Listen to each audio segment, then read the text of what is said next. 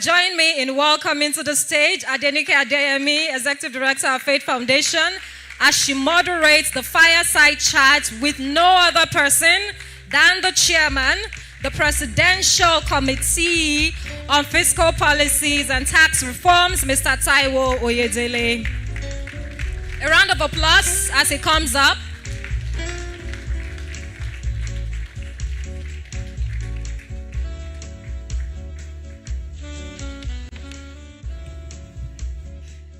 Thank you, everyone. And you're welcome, Mr. Oyedele. I know that he's not someone that I need to read his bio because everyone knows him very well. But Mr. Oyedele, just before he was appointed as the head of the committee, of the Presidential Committee for Fiscal Reforms and Tax Policy, had done over 2 decades focusing on tax strategies for clients across different sectors. And I think everybody also knows that he was the one to go to. Once there was a tax pronouncement, you just look, what has Taiwo Oyedele said on it? I remember our WhatsApp groups, our Faith Foundation WhatsApp group with Bonnie. Oh yeah, where's the link? Oh, he has posted something. Let's look at it. Because he had a way of breaking it down, analyzing it in very simple forms. So my first question to you, sir, how is it on the other side? You know, people say it's easy to advise. Come and join us. So how just in terms of, and it's important that we ask these questions because part of the challenge is we always want people who are in the private sector doing work, also doing the work. So this was one of the appointments that people said was a round peg in a round hole. And so how is it on the other side? Thank you very much. Good afternoon, everyone. Good afternoon. I think let me start first and foremost by appreciating Faith Foundation and my big brother, Mr. Fola Adeola. You inspire us. And my sister and everybody working behind the scene. This is really commendable. I was on the mailing list for NEST. When I saw that there was going to be a retreat on this, I said, wow, this is exciting. And I've been using that example for many other organizations. I said, just there complaining, go and do retreat, bring data. So when I got the invitation, I said, wow, how on earth would I not be here? So I have to move things around. He moved flights around. I moved everything around. I flew in this morning, and I'm flying back after this just to be here. So that shows you that this is really not only just important to me, but to the committee and to the government. So thank you so much for doing this. Now, to the question you asked, actually, there are no sides. Okay. So I've always been on the side of Nigeria and have been very consistent with that over the years. So the only thing that is different now is I'm being on that Nigerian side with more ability to make an impact than ever before. Like you put it, it's almost like saying, stop complaining, come and fix it, right? So which was why I didn't hesitate to make all the sacrifices I needed to make. My wife is still wondering whether I was smoking something. Because if somebody just wakes up one day, the next day say they resign from PwC, and they're not going to be paid for doing the work. And I said, well, it's worth it. It's a sacrifice for Nigeria. So in my new role, just about 3 months now, I have seen the excitement from the ordinary people, from the organized private sector, from the international community, from various institutions. And I've said to myself, if this doesn't work, I have to exile from Nigeria or just stop talking forever. So I'm confident that it will work. We're very ambitious. If you hear some of the things we are planning to do, I'm hoping that this time next year you have this conference and it will be a celebration conference. Yes. To show the progress we have. Yes. And we'll definitely take you up on that. And we're really happy to see that you're taking this with all the focus, diligence, and commitment that we expect of you. So for the purpose of those who may not know, what's the mandate of your committee, particularly with respect to nano, micro, small, and medium enterprises in Nigeria? Yeah, so broadly speaking, we have 3 pillars. One is fiscal governance, which is really about how do you manage your finances, revenue, spending, borrowing. How do you ensure that your policies make sense? How do you ensure that there's coordination within the federal government, but also across to sub-nationals? See, from many of the reports, Nigerians really don't care whether the stress is coming from local government or state. They just know their life is difficult and impossible. Fix it. And someone has to do that fixing. And then number 2 is we have revenue transformation. And revenue transformation, this is probably something I've said 1,001 times. And sometimes people just hear what they want to hear. So I keep saying it, and I will not be tired of saying it. The committee was not set up to go and increase tax collection, right? But what we are doing would, as a matter of course, lead to government making more money, not from the people who have been paying it, but from those who haven't been paying. In fact, by design, what we want for nano, medium, small enterprises is to actually pay less because they have been paying too much. And by the way, I was the main advocate, even when I wasn't in this role from the private sector, that advocated for the VAT threshold to protect small businesses and also the exemption of minimum wage from personal income tax. And my news story has been, even before again getting this role, that those thresholds have to now be reviewed upward to be reflective of our society and the conditions that we face today.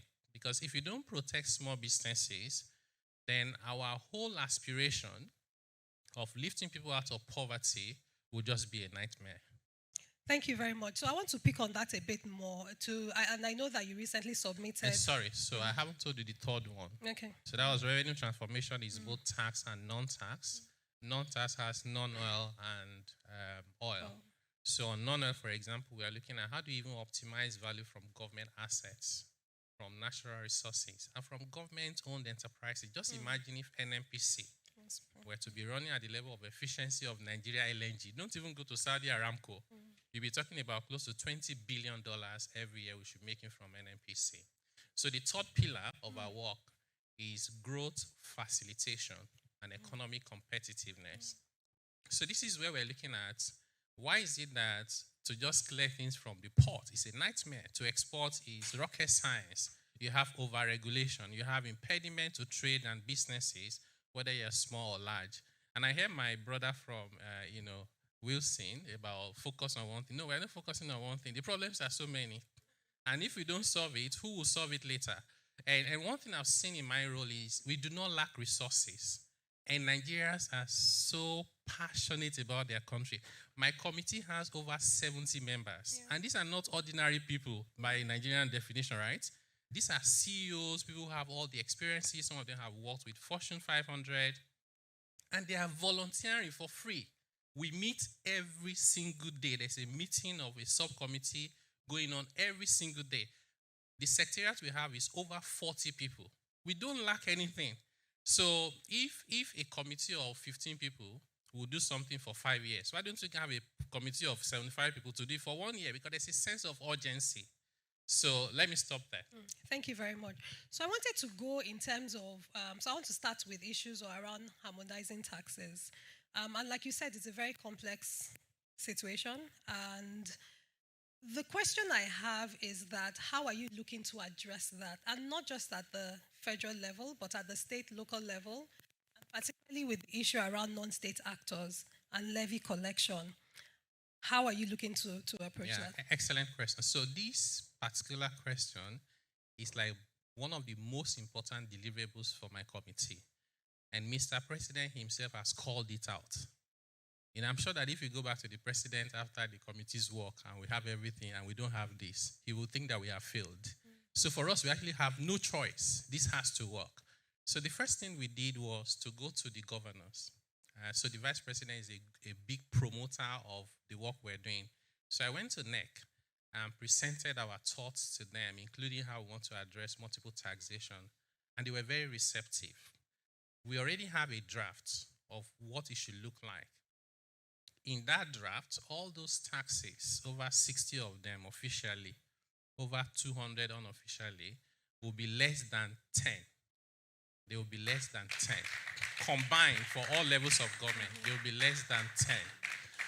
And actually, we are working with 8 as we speak, and no one will have to pay more than 4. So it doesn't matter what you're doing. Even if you're a big company, it will not be more than 4. And we're focusing on how can we outlaw cash payments, because this is the biggest problem. So there are some local governments, they said they had outsourced tax collection. So they asked somebody to give them 100 million naira and say, you can go and collect the taxes. So the guy is just printing receipts and collecting all manner of tax. Of course, there's a lot of corruption in that whole arrangement as well.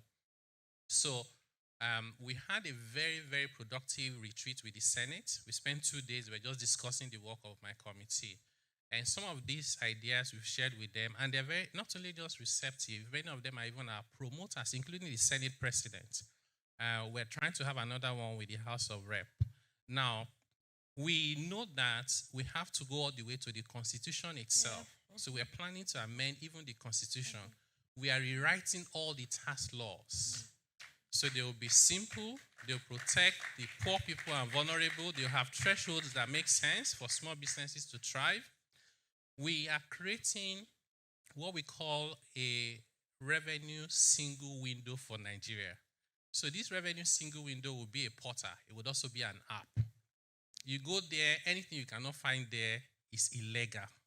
Because it means if you go there, you can drop down by state, by local governments, to tell you what you're doing and the taxes you need to pay. And not just that, who you need to pay to, so that there's clarity about these taxes you need to pay. I was at another event yesterday, a report that was sponsored by the World Bank. And it actually shows that the more the number of taxes, the less their awareness, and therefore the lower the collection, right? So we're just creating complications for ourselves unnecessarily, which actually are not getting to the government. So once we outlaw cash payments, and we automate how you make payment, and it will be as simple as star something star hash. You don't need a smartphone, you just need a phone. If you don't have a phone and you don't have a bank account, you should not be paying any taxes. Right? I'm actually happy you are bringing this up, because if you even use the example that Wilson spoke about, a lot of the people that are in the nano and micro segment are not financially excluded. They're financially excluded. They don't have banking apps. Even the phones that they have, they really are cut off from a lot of these things, but they're the ones that interface the most with the non-state actors. So how are you then looking to bridge that last mile that are the most impacted, but do then right now may not have access to these digital tools, the interfaces that would enable them have the information and also do the processing for the taxation? Yeah, so what we are trying to do is we're going to profile everybody. One of my videos that went viral and people misinterpreted it was they thought we are trying to extort money from everybody. Is you need to get data about all your citizens. This would even help with conditional cash transfer. So if government decides to help people, we've seen videos of one bag of rice was meant for one family. It ended up with half a bag for a whole village, right? So on one hand, who says it's rice that I want? Maybe I want beans or yam or gari. Why are you giving me rice? So you can use, and one analogy I always make, or one example I use is, from your phone behavior, I can know whether you're poor or not, right? So somebody has loaded 200 naira and they flash for the whole month. You don't need a prophet or anyone to they are just poor already, right? If they don't have a phone, whether it's mobile or not, they should not pay any tax by whatever name it is called. We're not trying to reach them to pay tax. It will be to try and reach them to help them, right? So what we are planning to do is, once you get to that point where you can do start something, and it's 400 naira and you pay it, and you do hash, it sends the receipt to that phone. Even if you delete it, there's a star something to record the receipt. So all these other touts and non-state actors who are all over there, we want to include them. Their inclusion now will be, if they stop you, they say, Madam, Oga, can I see your payment? You bring out your phone. You shall not pay in cash. If anybody forces you to pay in cash, part of our plan is, because sometimes you're in the middle of nowhere, right? It's not the time to code the law. And reference type will delete. You pay, and there'll be a platform for you to upload what you have paid. Once it's validated, you get your money back with an admin cost because it will stress you to be able to do that. And the state or local government that collected from you will have that amount deducted from their entitlement. So we're trying to put structures in place that will not be a function of who is there per time. It will be a function of the system has been built and it can be sustained over time. Thank you. I'm going to take 5 questions, 3 questions here and 2 questions online. Somebody has already raised their hand. So 3 questions. So please, after my next question, I'll start to take some questions. The next question I have is then, what are you then doing around communication, mobilization, engagement, awareness, because that's also the gap that we've also seen that has existed. So even when these policies are implemented, there was something the chairman said around, there are quite a lot of policies that are available for businesses to take advantage of, but they don't know. How are you thinking of that? And then who are you working with in that regard? Again, for nano and micro businesses in particular. Yes, so, I'm very big with communication. I just think it's important to always, which is why before my new role, I'll simplify policies. You don't need all those 20 pages. You need 5 bullet points people can relate to. So we plan to do that. So we've only just started our engagement now. We have a dedicated portal where you can, fill a form. We have a dedicated WhatsApp account. We have a dedicated email account. We have physical address in case you don't have all those luxury of internet. You don't have to even type it. In fact, you can record what you want to tell us, right, if you're able to. And then that phase, I think, ends tomorrow, 15th. And then we start interactions. So where we're going to have physical meetings, we're going to have many of them online. But we know that not everybody has access to Zoom. So we're also going to have physical ones in all the geopolitical zones. We have a dedicated session for SMEs. So the whole idea is we don't want to pretend because we know we do not have all the answers. We want to listen to Nigerians, and we have promised that everyone that has something to say will be heard. And everything that people tell us, we will process. This is not a committee where you overlook anything. We have 46 students from across Nigeria that we've taken on board, and we're training them now, together with more than 30 people who are professional people in the secretariat, and they're going to be analyzing all the data, sentence by sentence. And that is the way we're going to develop our policies, and we're going to have exposure draft for many of our policies. We're going to be writing new laws and all of that. We expose them, listen to the people. And then part of our plan is to, when we're done, translate those things into Yoruba, Hausa, Igbo, and Pidgin. Keep it very simple in the way that people can relate to. And once you have, in fact, we're trying to do some of them now before we're able to amend the constitution because it will take time. So we are working on an MOU with the state governors to say, why don't we just agree, since we said it's the right thing to do, so suspend these taxes. And we have a list of taxes we want them to suspend in the meantime. When we create a single window for revenue, you go there and you find everything to do with taxes, levies, and fees, which, by the way, should not be many anymore. So it will be easy to go through and see the ones that you need to pay. So that's part of our engagement plan. We're going to engage even with Nigerians living with disabilities. One of the most heartwarming moments for me was, I was coming out of a premise, and then there was a man who was on a wheelchair, and then he stopped me. I said, sorry, sir. And then he turned his phone and said, is that you? So he turned the message I had posted saying that we engage with people living with disabilities. And he said, thank you for remembering us. We're working on our submission, and you will get it very soon. And I'm actively looking forward to their submission because they are Nigerians too, and they must be heard. Thank you very much. A last question. I'll use the term that we used at the NESG retreat. What is your sprint? What's your marathon on this journey? Yeah. So we divided our work into 3 phases. We have what we call the quick wins, and that's what has been out there. And that's even just a small part of our recommendations, because I've also learned very quickly that you can't share everything you want to do in advance. There are people who just don't want these things to work because they benefit from the status quo. Anything that will change the status quo, they'll fight it. And they're not ordinary people. Some of them have resources, almost equivalent to a state. So they can fight you with everything, even including death threats, So, and I've said that there are people who die trying to do skydiving, So if anything happens to me wanting to help my country, then I've lived a good life already. So we are managing that process. So I say to someone that the most difficult part of my job today is stakeholder management, not doing the technical stuff. The technical stuff looks like bread and butter. You know what the solutions are. But if you don't manage stakeholders well, you work so hard and there'll be no result. So the quick wins are, how can we intervene with impact of subsidy removal on the people, FX, management. We've all complained that there was no coordination between monetary and fiscal policy. Now we're trying to get those coordination. CBN removed the restriction on 43 items. I asked Custom to give me the list. It turns out there were more than 1,500 items that we call 43. We are now going through them line by line to say, are there some of these products that Nigerian companies are producing? You need to increase the tariff to protect those companies. Are there those that you need to reduce the tariff because they are input into production, so that you can. So we're having better coordination now between the two major organs of government policy. The second phase is what we call the critical reforms. That's for 6 months.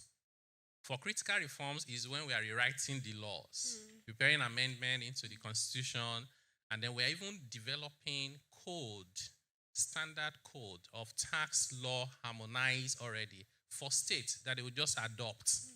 Just adopt, put the name of the state on it so that we also help them do the right thing. Then the third phase, which is the last one, is implementation. One good thing about this committee is not a committee to write reports, submit white paper, and then we also go into fasting and prayer that it should be implemented. No. It's a committee where you come up with an idea today, discuss it tomorrow, it's approved the day after, you begin implementation immediately. So all our phases, quick wins, critical reform, and implementation are running concurrently. So the things you see in the quick wins report, we are in the process of implementing them as we speak. So that is the milestone for our committee. Thank you very much. I'll take a few questions. Thank you. So hands raised up here. Do we have any here? It's going to be interesting. So I will spread it across the room. Mrs. Teja Abisoye, 1. I will take 2 here, 3 and 4. Yes. And then 2 online. Yes, because we... What did you say? Yes, so we'll take everything at once, all the questions at once, and then 2 online. I'm just extending it because we had more hands raised. Thank you. Thank you very much. And thank you so much for this opportunity. And I think because, again, we're talking about how do we help ensure that our policy reforms help create wealth for MSMEs. Working with MSMEs for the past 7 years, we all know the issues, all the complaints, the cries are always about tax and issues. And I think looking at the gap again for MSME funding, are there opportunities to create more incentives for people to invest in MSMEs? We see that in Philadelphia. We see it in many countries where they're building MSMEs. They're taking a lot of IPs and commercializing them because the community understands that if I put money in this, in research, I would get my incentives on this particular respect. So instead of giving government money, I'm solving the problem of government intervening and giving SMEDAN money by the private sector putting their money and getting their incentives or their tax receipts, is addition to supporting things like Faith Foundation. And today there are no incentives for giving to NGOs by the high net worth individuals to a level. But the third one, which is tied to that, is the incentives that exist. People don't even know. When we worked with youth employment, companies were not aware that if they gave us money, they could take there was a tax incentive on that. How are we going to make sure there's a lot more publicity about being able to intervene and provide funding to civil society and for other interventions? Thank you very much. Opportunities for incentivization. Next, please. Thank you. Thank you. Good afternoon. I think my submission is that there should be a forum for the taxpayer and the tax administrators to actually meet, because many people that are administering taxes and I think Mr. Taiwo really should have to talk to the people in Federal Inland Revenue Service. There must be that connection for the administrator to understand what is happening at the industry. So that when you go to a company and they explain their structure to you, you can easily pick what is happening. But what we are experiencing is that people just want to administer taxes. They don't look at the practical implications of what is happening in the economy. And that is causing a lot of disconnection. Does not make government to even get the right revenue, and does not actually make taxpayer to see commitment in being very, very committed to do that. So we have a situation where you don't actually feed the eggs, that lay the eggs. Along the line, birds begin to die, and there's no egg to feed upon. I think we have to look at that dynamics and transit to a win-win situation. Thank you very much. Okay. Please, let's keep it 30 seconds. No, the lady. Yeah. The lady, yes. Okay, thank you. Good afternoon, everyone. My name is Mary Rosa Adebayo. Sir, I don't have much to say, but I want to take a reflect back to the lady that they will show the clips. I am a copy of that lady standing here in this hall. As it stands, my health was at stake. I'm closing one of my sector. She tried to be in sector for 18 years. In my 4 years operation, I'm closing my SPA today, and I'm folding up the remaining company, hopefully before next year. It puts a lot on my health. Like she said, if you can sit down and take note of every single thing she said one by one, that is what I went through this year. When I wake up in the morning to go to the office, I'll be thinking, what set of people I'm coming? Like you said, I can see your heart. I was just telling somebody, I have taken your picture. I just pray that all you wish to do, I would like to live and see you fulfill them, because you have a good heart to do something, but somewhere, someone, somewhere is working against it. That is it. Somebody, one of my colleagues, okay, I will use Lagos State because we're in Lagos State. Her family woke up one day and came to SPA. They are shutting it down. I say, in my section, I know what they call medical and day SPA. No notice, nothing. They shut down, say I should pay 200,000 naira and come and start registration to be paying. I pay for Loma, you pay this, you pay. What she just said. Another of my colleagues, Lagos State Safety, came to her. You are going to pay 150,000, shut down, no notice. We are paying for safety, everything we are paying them all around. And they brought trainer to train and mandated her to pay the trainer. I have the video of that one. I don't want to mention name, Ikeja here. And when she told them, what are we getting from you? Said, if you cannot operate, shut down. If you cannot pay what the government are telling you, you should close and leave Lagos State. When I embraced entrepreneur, I employed 7 staff at a start, but as I'm talking to you, I'm left with 3, and these 3, one is going this month. I'm bringing it down because this was not my dream. My health, I was never a BP patient, but throughout this year, I go about with BP drug on my pocket because that is where the state, they have put us. I'm a regular, I pay my payee, I inland revenue. If you go to local government to get the tax, what's that certificate? I was asked to pay 10,000 naira to get it. Imagine that. Consistently, because I employed an accountant, a managing firm. I have my audit every month, every year, audited account, and when they come, you still miss same story. Please, I would like you to have that woman's clip. When you listen to every single thing she said, that's exactly what we're facing and more in Lagos State. Thank you so much. Thank you very much. Thank you for sharing. And the last one from inside here, I also have to say that, the most visits we've had at Faith Foundation have been from tax people. Emergency visits. In fact, my finance team knows to just send me the message. And really, I can feel the pain of just what are we paying? What have we done wrong this time? And it's always you have to put you in a situation where it's scary. Even the approach, the process, it's something. Thank you. Thank you very much. for your time today. And I mean, we are all very happy Please, to be volume, here. please. And please, Okay. can we keep All quiet? right. Thank you. So, I mean, I know the submissions close tomorrow. So I just want to ask, is it possible to sort of have an extension? Because a lot of people have so many submissions to, drop in. And I'm sure even the international community, they're also very much interested in this because they're also players in the Nigerian, environment. My second question is on the Startup Act. I've looked at it. I know it's focused on the tech companies or digital companies, but there are also other sectors of the economy that, should be encouraged, like the power sector.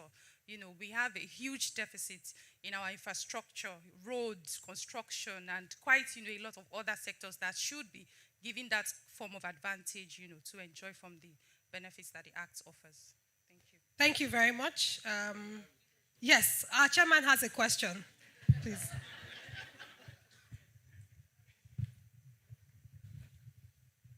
Sorry, the chairman doesn't have a question. Fola the other has a question. And it's not a question. There's something called psychological anchor. When a discussion starts and somebody says, I'm closing my business. I'm closing my business, to me always, it's like I've lost a child. Okay, because so many things happen to that person. So, and I've lost a child is a matter for the heart. It's never a matter for the brain. What we are trying to do here is to use the opportunity and bring out matters for the brain. Otherwise, the heart will take us where we don't want to go. It's not an emotional issue. We also know that we live in a country where most people run away from compliance.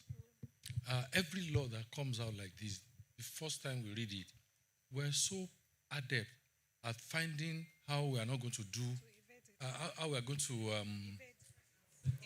controvert or corrupt that particular act.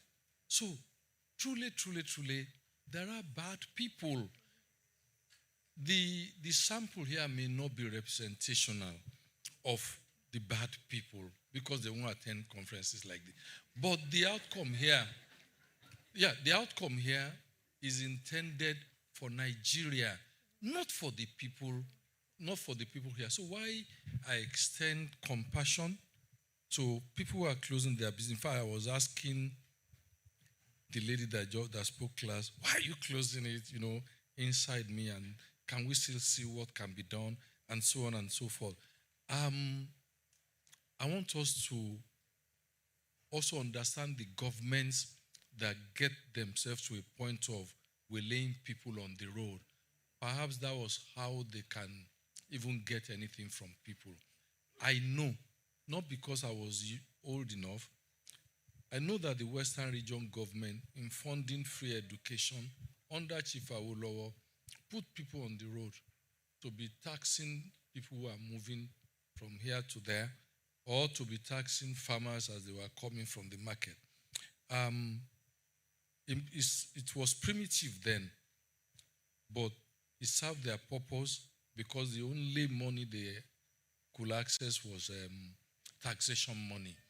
Today is extremely primitive, and we need to also continue to educate our friends, our associates, that paying taxes, next to worshiping God, it's a sacred act. Even Christ, when they asked him, said, give unto Caesar what is Caesar. That is the tax. So it's not that go and give Caesar money. Okay. Go and give to Caesar what is Caesar. Tax is how we shape society, how we do the road. Which one will come first? Me to pay first and then insist on their doing it, or they? I also think that we should get out of this they and us mentality. Like I said, the gentleman in front of us was part of us 4 months ago. Now, has he changed? Is he a different person? And then we now see him and say them, and that they are pushing us. Who is he to push me now? I know him. He can't push me because I'm not pushing him.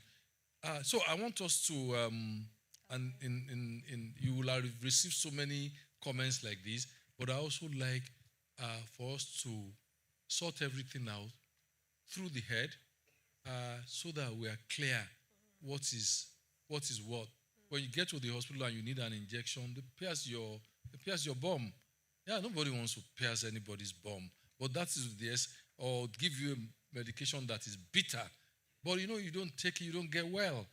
So there are areas that will happen, especially for people who are rich. They don't want to pay anything.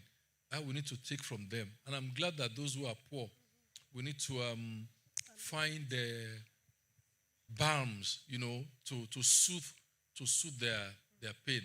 I think that's the balance that I will suggest that you work with. It's not a church matter or a mosque matter. It's something that modern societies have done with amazing success.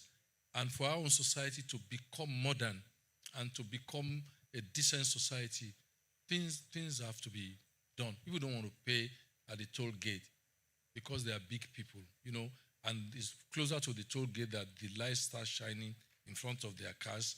And the hapless man there, who is just employed to collect his toll, just is forced to raise the bar, and the one that he can find after being treated like that by those who have, what does he do? He uses his power for those who he can catch, and then we remove this man's inhumanity to man over time. But we need to ask ourselves, what do we want? A working society, a modern society that can deliver government, not dividend of democracy, deliver service properly, and we pay for that service, or a primitive society where the survival of the fittest and the weak will always perish. It's just a thought. Thank you. So 2 online comments. Collecting revenue through the FIRS alone seems to take away the function of the CBN in collecting and accounting for those revenues. How does the committee intend to navigate this complexity? And then the second one, another aspect of your reforms will need to focus on civil service and public service reforms. How does the committee intend to automate and retrain the civil and public services? Thank you.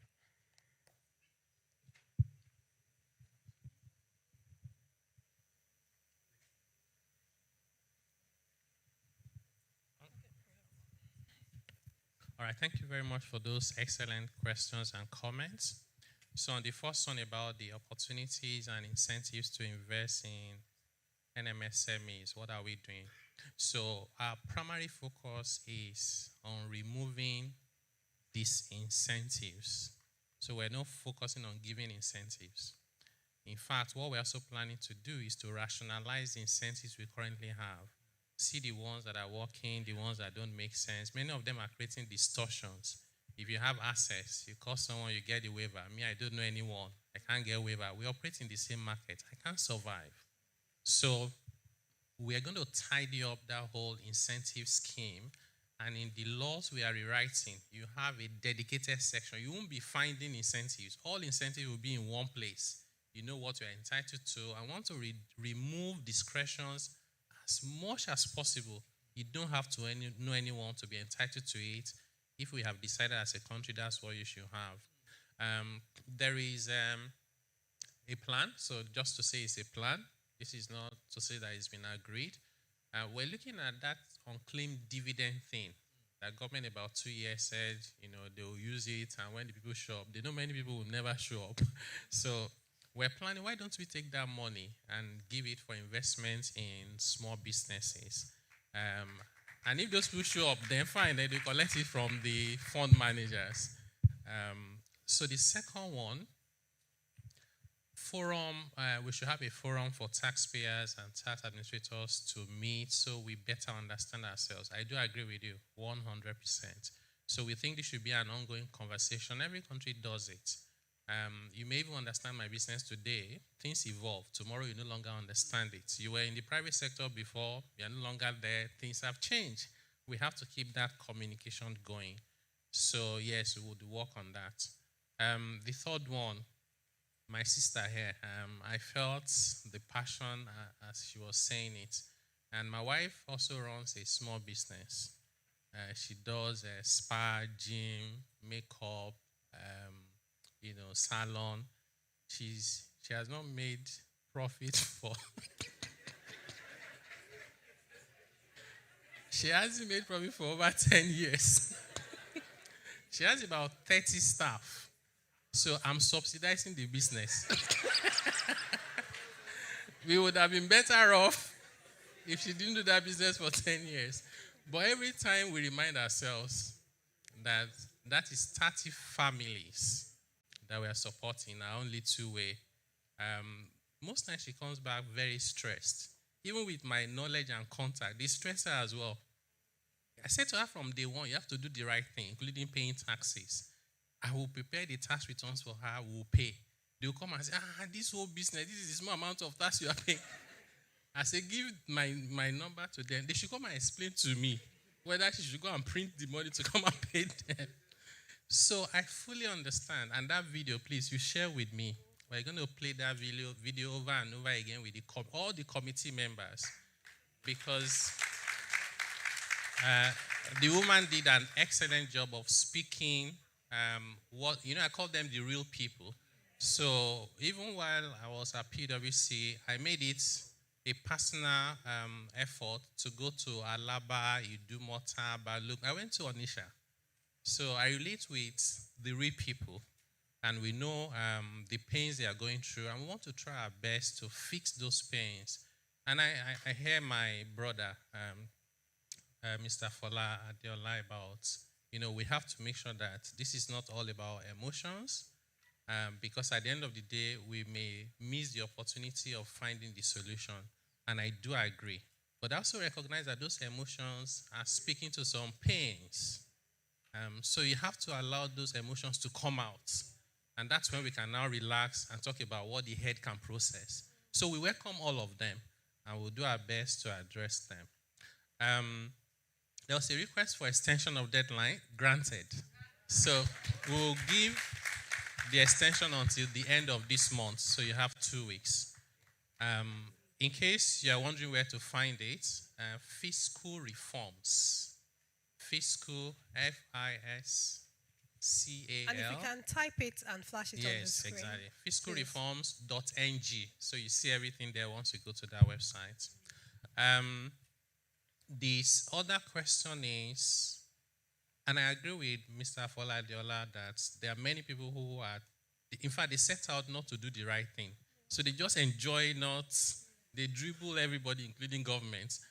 So what we're trying to do is, I think personally, and data supports it, that the burden of compliance and the burden of funding government today is disproportionately on the lower end of the ladder. And that is wrong. It's a design problem.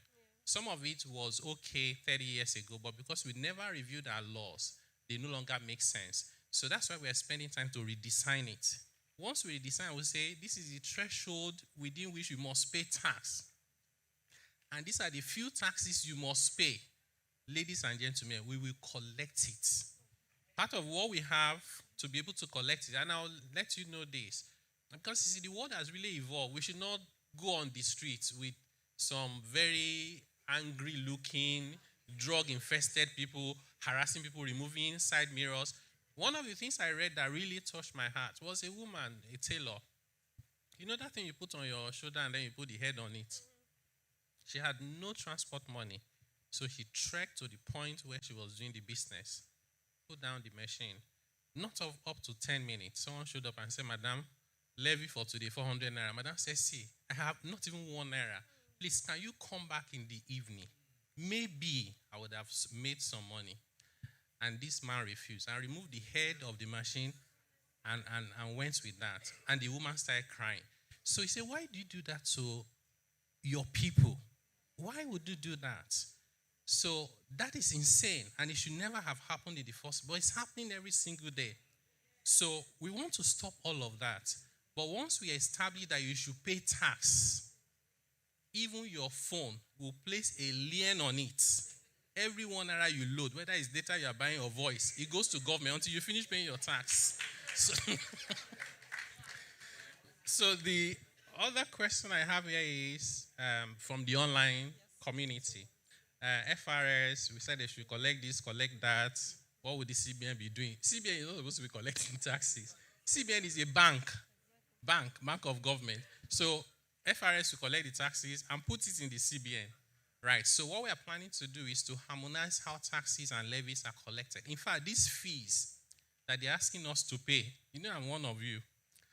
So if government forces me to pay a fee to collect the waste in my estate, it's a tax. What they are supposed to do is define the minimum standard and process for anybody who wants to collect waste. Accredit them and give a list so I can go and negotiate commercially. So the policy we are writing now is not only a policy on tax, it's also a policy on fees and charges, how it should be done, who can do it. It should not be the agency just arbitrarily deciding how much they want to collect. It's not done like that anywhere. And then we're also developing a policy on spending. We're told that 15 airports in Nigeria are not viable. Not because the people needed it in the first place, because the governor wanted to fly to the capital city. And then we are spending more than 300 million naira every month, maintaining those useless investments when we do not have road from the farm to the market so that we stop wasting 60% of the tomatoes we produce. We do not have roof over the many basic primary schools. We do not have safe drinking water, no health center. So we're saying to government, not only is it that we're going to focus on making sure there is no padding and corruption, there has to be the priority and quality of spending must address what the people want. So we are discussing with them to also have a spending framework that will hold them to. And we'll be relying on Nigerians to join us in holding our leaders to account. The last question is, automation, reform of the public and civil service. This one is not within our mandate, but one other thing we've said is that if we say to Nigerians, engage with us in trying to help us reform our economy around policies, we will not ignore any inputs. Anything that we receive that does not fall squarely within the mandate of our committee, you have my commitment today. We'll share it with the relevant ministry, department, and agency of government. And the president has already asked the delivery unit for the federal government to work with us. So someone has to be responsible for it. And that someone will make sure that they do what they need to do. And we know that God will help us. Thank you. Thank you very much. Please, another one round of applause for Mr. Taiwo Yedele. Thank you for giving us your time. We wish you all the best. We wish you all the best and success. You have us here, and we will share with you the outcomes of the conversations and the recommendations. And we look forward to this time next year, looking back and seeing the progress that has been made. Thank you, yes, and to celebrate. Thank you very much. Thank you so much. Thank you.